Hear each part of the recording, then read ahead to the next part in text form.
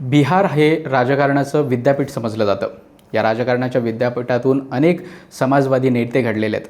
J P. Narayan ज्यांनी संपूर्ण क्रांतीची सुरुवात केली आणि इंदिरा गांधी ज्यांनी आणीबाणी जाहीर केली होती, त्या इंदिरा गांधी यांना पराभवाला सामोरं जावं लागलं. ते आंदोलन म्हणजे संपूर्ण क्रांतीचं आंदोलन आणि ते नेते म्हणजे जे.पी. नारायण. त्यासोबतच समाजवादी चळवळीमधील जे सगळ्यात मोठे 3-4 नेते समजले जातात त्यांच्यामध्ये लालू प्रसाद यादव, नितीश कुमार, शरद यादव, सुशील कुमार मोदी हे सगळे नेतेसुद्धा याच बिहारमधून आलेले आहेत. आणि याच बिहारमध्ये आज मोठ्या राजकीय घडामोडी घडत आहेत. नितीश कुमार जे गेल्या 20 वर्षांपासून बिहारचे मुख्यमंत्री होते, ते नितीश कुमार आता अखेर राज्यसभेवर जात आहेत. केंद्रामध्ये एका नवीन पारीची सुरुवात करत आहेत आणि 20 वर्षानंतर बिहारला एका नवीन मुख्यमंत्री मिळतो आहे आणि ते मुख्यमंत्री आहेत भाजपचे उपमुख्यमंत्री सध्या असलेले सम्राट चौधरी. बिहारच्या दृष्टीनं, देशाच्या राजकारणाच्या दृष्टीनं हा एक अतिशय महत्त्वाचा आणि ऐतिहासिक क्षण आहे. 2005मध्ये पहिल्यांदा जेव्हा मुख्यमंत्री पदाची त्यांनी धुरा सांभाळली होती नितीश कुमार यांनी, तेव्हा त्यांच्याकडे 15 वर्षाची जो जंगलराज होता RJD म्हणजे राष्ट्रीय जनता दलाचा आणि लालू प्रसाद यादव यांच्या पक्षाचा, त्या जंगलराजच्या स्थितीमध्ये बिहार नितीश कुमार यांना मिळाला होता आणि आज त्यांनी तो कुठे आणून ठेवला आहे या सगळ्याची चर्चा त्यांच्या राजीनाम्याने देखील सुरू झालेली आहे. तेच नितीश कुमार आज राजीनामा देत आहेत, राजीनामा दिलेला आहे आणि आता ते केंद्रामध्ये राज्यसभेचे सदस्य असतील आणि तिथे एका नवीन पारीला सुरुवात करतील. या सगळ्या घटनांच्या मागे अनेक ऐतिहासिक घटना घडत आहेत. ते म्हणजे एकतर नितीश कुमारांचा राजीनामा ही एका मोठ्या युगाचा बिहारच्या राजकारणामध्ये अंत आणि एका नव्या युगाची सुरुवात या दृष्टीनं पाहिला जातो आहे. त्यासोबतच जे भाजपचे उमेदवार आहेत मुख्यमंत्रीपदाचे सम्राट चौधरी यांच्याबद्दल देखील आपल्याला जाणून घ्यायचं आहे. नितीश कुमार यांच्या या 20 वर्षाच्या कार्यकाळाबद्दलसुद्धा जाणून घ्यायचं आहे. नितीश कुमार यांच्याकडे खरंच काही पर्याय होता का मुख्यमंत्रीपदापासून राजीनामा देण्याशिवाय, याबद्दल देखील बोलूयात. अशा सगळ्या विषयांबद्दल आजच्या ऑन पॉईंटमध्ये चर्चा करूयात. हाय, हॅलो, नमस्कार, मी निखिल आणि आपण पाहताय द ऑड इव्हन.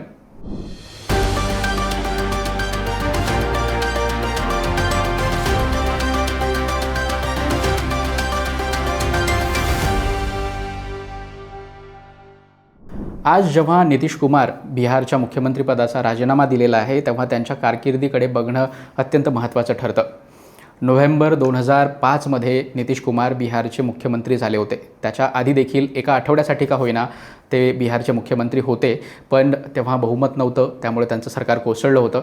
पण 2005पासून सातत्यानं जवळपास 20 वर्ष ते बिहारचे मुख्यमंत्री राहिलेत. 2013मध्ये 14मध्ये जेव्हा JDU पक्षाला मोठ्या पराभवाला सामोरं जावं लागलं होतं 2014च्या लोकसभा निवडणुकीत, तेव्हा त्यांनी मॉरल ग्राउंड्सवर राजीनामा दिला होता.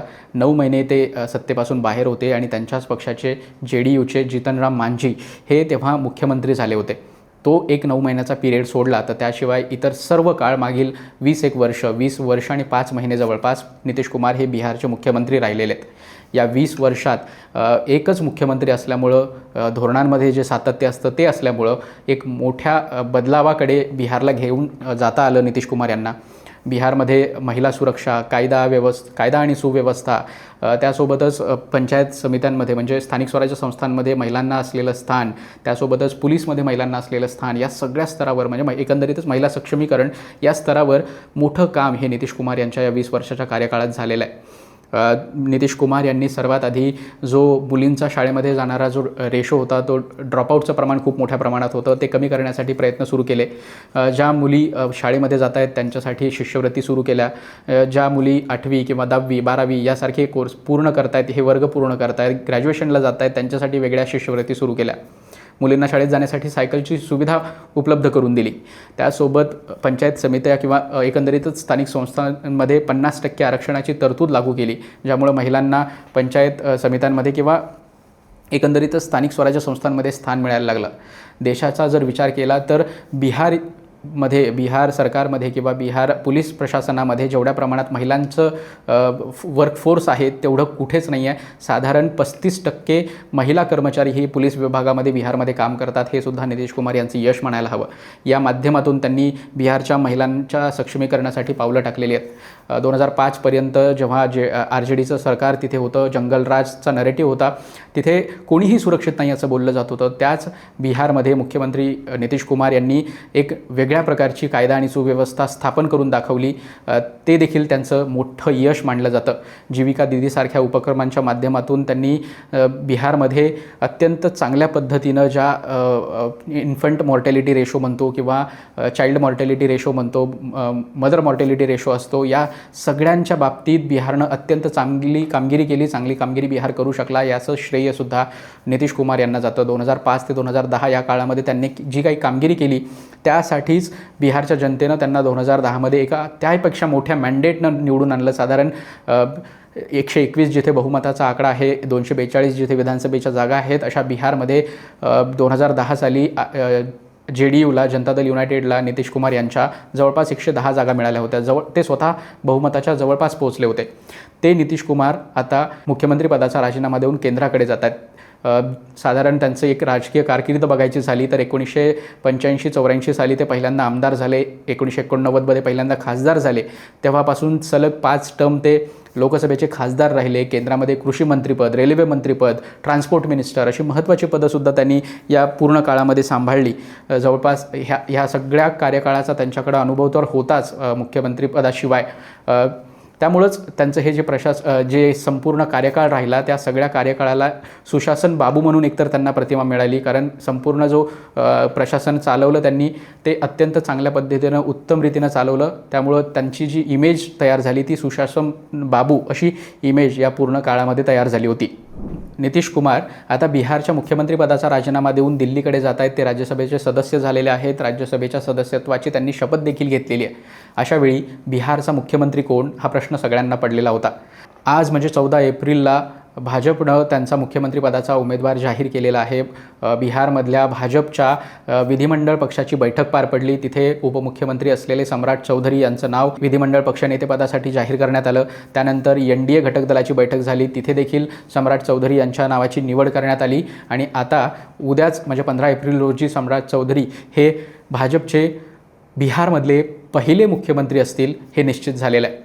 भाजपसाठी देखील हा अत्यंत महत्त्वाचा दिवस आहे, कारण जवळपास हिंदी पट्ट्यामध्ये सगळीकडे भाजपचा मुख्यमंत्री असताना किंवा प्रत्येक राज्यामध्ये मुख्यमंत्री होऊन गेलेला असताना फक्त बिहार एक असं राज्य होतं जिथं भाजपचा कधीही मुख्यमंत्री झालेला नव्हता स्वातंत्र्य काळापासून. ही पहिली वेळ असेल जेव्हा भाजपचा तिथे बिहारमध्ये मुख्यमंत्री असेल. त्यामुळे भाजपच्या केडरसाठी, भाजपच्या पक्षनेतृत्वासाठी हा तसा ऐतिहासिक दिवस मानला पाहिजे, कारण तिथे पहिल्यांदाच भाजपचा मुख्यमंत्री बिहारमध्ये बसतोय. बिहारमध्ये भाजपनं मुख्यमंत्रीपदासाठी जे नाव दिलेलं आहे सम्राट चौधरी, जे उपमुख्यमंत्री होते, तेच गेल्या 2 वर्षापासून सुद्धा 2022 जेव्हा 2024 जेव्हा नितीश कुमार पुन्हा एकदा NDAमध्ये आले होते आणि NDAमधून त्यांनी पुन्हा आपल्या राजकारणाची सुरुवात केली होती, तेव्हापासून ते उपमुख्यमंत्रीसुद्धा बिहार सरकारमध्ये नितीश कुमार यांच्यासोबत काम करत होते. यांच्याशिवाय म्हणजे सम्राट चौधरी यांच्याशिवाय अनेक नावं या रेसमध्ये होती. एकंदरीतच मोदी आणि शहा यांच्या भाजपच्या कार्यकाळामध्ये कोण मुख्यमंत्री होईल याबद्दल खरंच कोणाला कल्पना नसते, पण त्यातही कंटिन्युटीचा जो विचार करून भाजप नेतृत्वानं म्हणजे जे मागच्या 2 वर्षापासून मुख्यमंत्री नितीश कुमार यांच्या माध्यमातून सोबत काम करत होते उपमुख्यमंत्री म्हणून, तेच कंटिन्यू करत भाजपनं सम्राट चौधरी यांना पुन्हा मुख्यमंत्री पदाची पहिल्यांदाच संधी दिलेली दिसते. यासाठी काही जातीय समीकरणं देखील सांगितली जात आहेत. म्हणजे बिहारच्या राजकारणामध्ये यादव समाज म्हणजे जो OBC समजला जातो, त्याशिवाय एक्स्ट्रीमली बॅकवर्ड क्लासेस ज्याच्यामध्ये कुशवाहा आणि कुर्मी या 2 मुख्य जाती येतात, त्या कुर्मी जातीचे नितीश कुमार होते आणि कुशवाहा जातीचे आत्ता सम्राट चौधरी आहेत. यांना लवकुश जाती म्हणून सुद्धा ओळखलं जातं, कारण या 2 जातींची डॉमिनन्स हे एक्स्ट्रीमली बॅकवर्ड क्लासेसमध्ये आहे. यादव समाज जो प्रामुख्यानं RJDचा समर्थक वर्ग समजला जातो, तसाच कुर्मी आणि कुशवाहा हा JDU आणि त्यासोबतच भाजपचा देखील समर्थक वर्ग समजला जातो. आणि याच वर्गापैकी कोणातरी एका नेत्याला मुख्यमंत्री करून भाजपनं देखील तिथलं जातीय समीकरण जे आहे बिहारमधलं ते कुठल्याही पद्धतीनं बिघडू द्यायचं नाही आहे, हाच निर्णय घेतलेला दिसतोय. आणि त्याच माध्यमातून किंवा हा विचार करूनच सम्राट चौधरी यांची मुख्यमंत्रीपदी निवड झालेली आहे असं दिसतंय.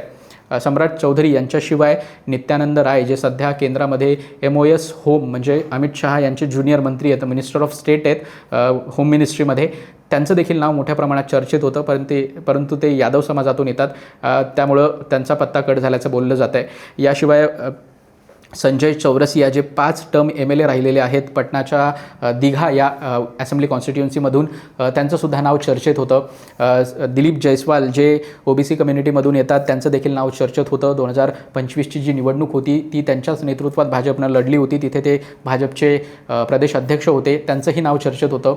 पण अशा सगळ्या नावांना बाजूला सारून भाजपनं उपमुख्यमंत्री असलेले सम्राट चौधरी यांचीच निवड केलेली दिसते आहे. पण सम्राट चौधरी यांचीच निवड का झाली आहे याबद्दलसुद्धा बोललं पाहिजे. सम्राट चौधरी मी म्हणालो तसं की कुशवाहा कम्युनिटीमधून येतात, जी एक्स्ट्रीमली बॅकवर्ड क्लासेसमधली एक डॉमिनंट कम्युनिटी आहे.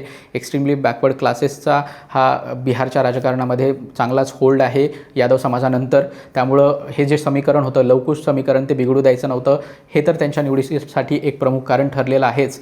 पण त्याशिवायसुद्धा एक मोठी राजकीय कारकीर्द सम्राट चौधरी यांचीसुद्धा राहिलेली आहे. सम्राट चौधरी यांचे वडील शकुनी चौधरी हे आधी RJD म्हणजे लालू प्रसाद यादव यांच्या पक्षामध्ये होते. त्यानंतर ते JDUमध्ये आले. त्यांनी नितीश कुमारसोबत काम केलं. ते स्वतः देखील मंत्री राहिलेले आहेत. आणि 2018मध्ये सम्राट चौधरी, त्यांचे वडील शकुनी चौधरी या सगळ्यांनी भाजपमध्ये प्रवेश केला आणि 2018पासून ते आता भाजपमध्ये काम करत आहेत. त्यामुळं हेही महत्त्वाचं आहे इथे लक्षात घेणं की बाहेरून एका पक्षातून आलेल्या नेत्याला भाजपनं मुख्यमंत्री केलं आहे. हे फक्त भाजपच्या आत्तापर्यंतच्या राजकारणात दुसऱ्यांदा घडतं आहे. कारण यापूर्वी आसामचे जे मुख्यमंत्री आहेत हेमंत बिस्व शर्मा, ते काँग्रेसमधून भाजपमध्ये आले होते 2015 साली. 2016 साली आसाममध्ये निवडणूक झाली तेव्हा त्यांना मुख्यमंत्री करण्यात आलेलं नव्हतं. पण 2021मध्ये जेव्हा भाजप पुन्हा सत्तेत आली तेव्हा त्यांना मुख्यमंत्री केलं आहे. आत्ता देखील त्यांच्याच मुख्यमंत्रीपदाच्या त्यांच्याच नेतृत्वामध्ये आत्ताचा 2026चा आसामचा जी निवडणूक आहे ती लढली गेली आहे. त्यामुळे हेमंत बिस्व शर्मा आणि आता सम्राट चौधरी त्यांच्या लीगमध्ये गेलेले आहेत, जिथे भाजपनं बाहेरून आलेल्या नेत्याला मुख्यमंत्री करण्याची संधी जी आहे ती दिलेली आहे.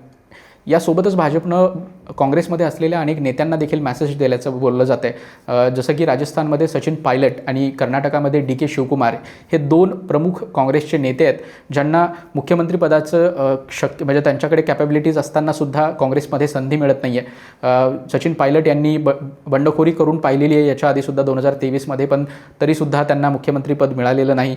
DK शिवकुमार यांच्यासाठी सुद्धा मुख्यमंत्रीपद मिळावं यासाठी लॉबिंग सुरू आहे. त्यांना देखील 2.5 वर्षाचं प्रॉमिस दिलं होतं असं म्हटलं जातं. पण हे दोन्ही काँग्रेसमधले संघटनात्मकदृष्ट्या मजबूत असलेले नेते, त्यांच्यासाठी सुद्धा हा मेसेज असल्याचं बोललं जातं आहे की बाहेरून आलेल्या व्यक्तीला सुद्धा जर तुम्ही कॅपेबल असाल तर भाजपमध्ये मुख्यमंत्रीपद मिळू शकतं, अशी देखील या निमित्तानं चर्चा सुरू झालेली आहे. सम्राट चौधरी यांच्याबद्दल बोलायचं झालं तर 2025च्या विधानसभा निवडणुकीच्या वेळी जनसुराज पार्टीचे जे प्रमुख होते प्रशांत किशोर यांनी त्यांच्यावर बरेच आरोप केले होते. 1995मध्ये तारापूरमध्ये झालेल्या एका खून खटल्यामध्ये, म्हणजे ज्याच्यामध्ये 7 जणांची हत्या झाली होती, त्या हत्येमध्ये सम्राट चौधरी यांचं नाव होतं असं देखील बोललं जातं. त्याच्यात त्यांना अरेस्ट करण्यात आली होती, पण मायनर असल्याचं कारण दाखवून त्यांची सुटका झाली असा आरोप तेव्हा प्रशांत किशोर यांनी केला होता.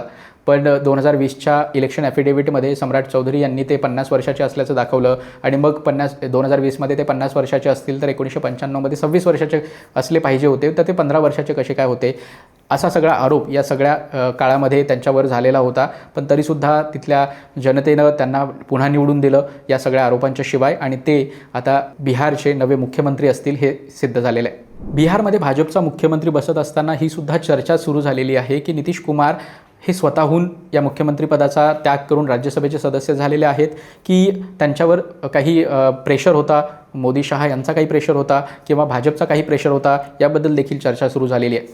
पण आकडे जर बघायचे झाले 2025च्या विधानसभा निवडणुकीचे, तर परिस्थिती अशी होती की नितीश कुमार यांच्याशिवायसुद्धा भाजप हा बिहारमध्ये सत्ता स्थापन करू शकतो. त्यामुळं एक प्रकारचा दबाव तर नक्कीच नितीश कुमार यांच्यावर होता की हे सगळं सोडून आपल्याला मुख्यमंत्रीपदाचा त्याग करावा लागेल. 2025ला जेव्हा डिसेंबरमध्ये शपथविधी झाला नोव्हेंबरमध्ये, तेव्हासुद्धा असं बोललं जात होतं की भाजपनं 89 जागा जिंकलेल्या आहेत, 4 जागा जास्त जिंकलेल्या आहेत JDU म्हणजे नितीश कुमार यांच्या पक्षापेक्षा. तेव्हा त्यांच्या पक्षाचा मुख्यमंत्री न होता भाजपचा मुख्यमंत्री होईल, कारण 2020च्या निवडणुकीतसुद्धा भाजपकडे 73 ते 75 जागा असताना आणि JDUकडे फक्त 40 जागा असताना त्यांनी JDUचा म्हणजे नितीश कुमार यांना मुख्यमंत्रीपदी कायम ठेवलेलं होतं. पण 2025मध्ये ती स्थिती बदलेल असं वाटत असतानाच पुन्हा भाजपनं नितीश कुमार यांनाच मुख्यमंत्रीपदाची संधी दिली. पण आता अनेक कारणांशिवाय, ज्याच्यामध्ये एक आरोग्याचं कारणसुद्धा आहे, नितीश कुमार यांना डिमेन्शियाचा आजार होतो आहे असं बोललं जात आहे. या कारणासाठी सुद्धा ते मुख्यमंत्री पदावरून दूर होत आहेत आणि आता राज्यसभेवर जात आहेत. पण आकडे जर बघितले तर 242 विधानसभेचे सदस्य आहेत बिहारमध्ये. 121 हा बहुमताचा आकडा आहे आणि एकंदरीत महायुतीला किंवा तिथल्या NDAला जे यश मिळालं होतं ते पाहिलं तर भाजपकडे 89 सदस्य विधानसभेचे आमदार आहेत. 85 आमदार JDUचे आहेत. 19 हे रामविलास पासवान LJP यांच्या पक्षाचे आहेत. त्यासोबतच हिंदुस्तानी आवाम मोर्चा सेक्युलर ज्याचे जिताराम मांझी हे अध्यक्ष आहेत त्या पक्षाकडे 5 आमदार आहेत आणि यासोबतच राष्ट्रीय लोकमोर्चा ज्यांचे उपेंद्र कुशवाहा हे अध्यक्ष आहेत त्यांचेसुद्धा 4 आमदार होते.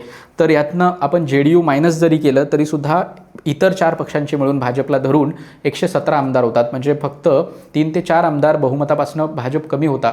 आणि याची तुलना आपण आता नुकत्याच पार पडलेल्या राज्यसभेच्या निवडणुकांशी केली तर तिथे काँग्रेसचे 3 जे आमदार आहेत त्यांनी क्रॉस वोटिंग केलं होतं आणि ते 3 आमदार किंवा जे फक्त 6च आमदार एकंदरीत काँग्रेसचे निवडून आलेले आहेत आणि ते 6 पैकी 4 ते 5 आमदार भाजपमध्ये येऊ शकतात किंवा JDUमध्ये येऊ शकतात अशी देखील चर्चा सुरू झाली होती.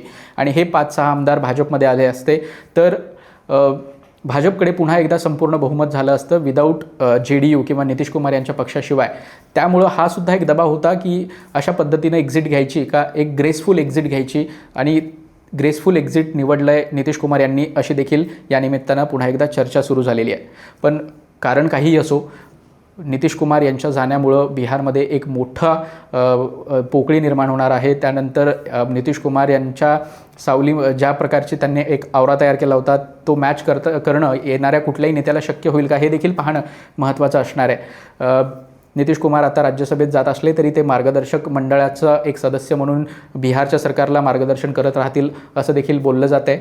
त्यामुळं नितीश कुमार यांच्यानंतर सम्राट चौधरी भाजपचे बिहारमधले पहिले मुख्यमंत्री आहेत किंवा मुख्यमंत्री होत आहेत ही आजच्या दिवसभरातली सगळ्यात मोठी बातमी आहे. सम्राट चौधरी यांच्याबद्दल आपल्याला काय वाटतं, बिहारमधून नितीश कुमार यांची एक्झिट याबद्दल आपल्याला काय वाटतं, या सगळ्याबद्दल आपल्या प्रतिक्रिया नक्की कळवा.